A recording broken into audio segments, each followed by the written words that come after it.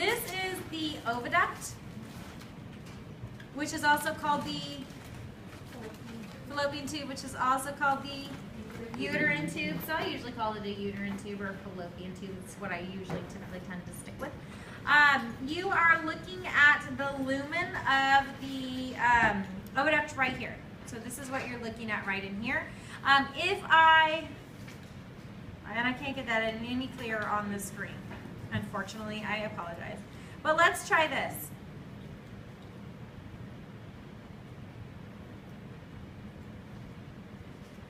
Maybe a little bit better. Okay. This is the lumen of the oviduct here. The cells that you're seeing here are your simple columnar epithelial cells. They should have cilia on them. You can kind of see the cilia sticking up in here. And before I take this picture, I'm going to just do this and see if I can get you in a little bit more detail. If it helps slightly. Maybe a tiny bit, not a whole lot. Oh, there's the cilia. See the cilia right in there? Okay, those are the cilia. What you're going to see for this slide is the cilia, remember, help to more or less make a current. Remember, cilia move things past the surface of the cells, and in this case, they're moving fluid past the surface. So they're going to more or less kind of create a current that's going to drag the ovulated oocyte, drag it toward the uterus. Okay, so pretty much the goal. I'll take this picture here. On a test, it's very highly unlikely that I would magnify this so much that you lose your frame of reference. So I would rather you be able to identify, you can even identify it in this field of view as well. This is pretty good oviduct.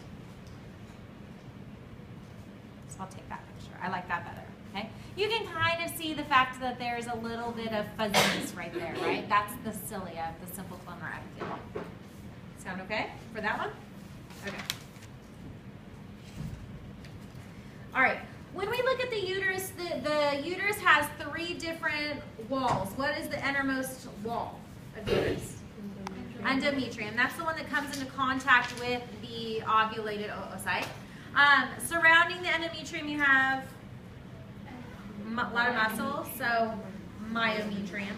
And surrounding the myometrium, you have the serosa, the parametrium. Okay? Under the microscope, you only need to be able to identify the endometrium and the myometrium. Now, as far as the endometrium goes, I know we talked about the stratum functionalis and the stratum basalis, and how the stratum functionalis is the part of the endometrium that sloughs off. Okay?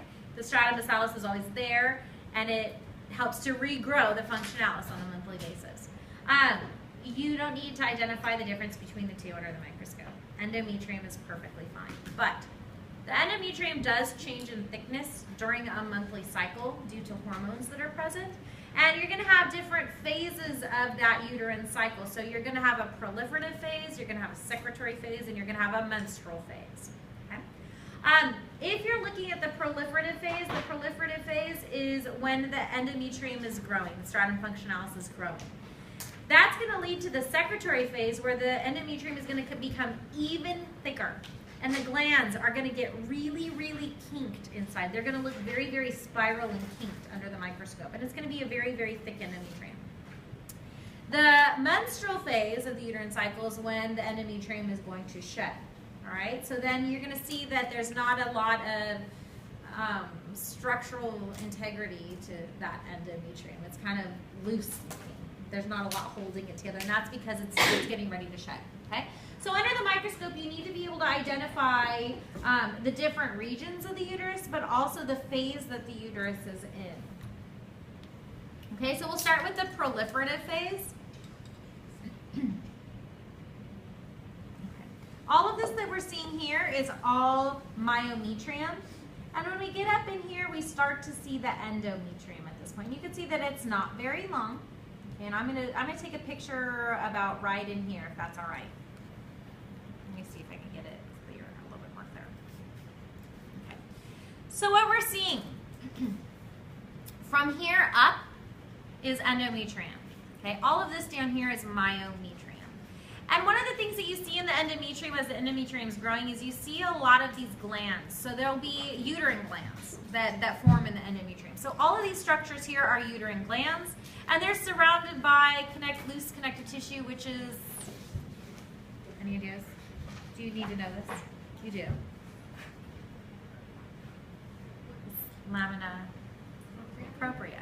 Okay, so you have glands surrounded by lamina propria. That should look familiar somewhat, right? We did that a lot in the last unit. Okay, so these are all uterine glands. This is lamina propria here. This is the thickness of the endometrium. Now this is the proliferative phase, which means the endometrium is growing in thickness. It's not as thick as it's going to be, but it's growing, all right? Anything else we need to know there? Oh, the fact that that epithelium that you're seeing in here is simple columnar epithelium, all right? Sound okay? Okay.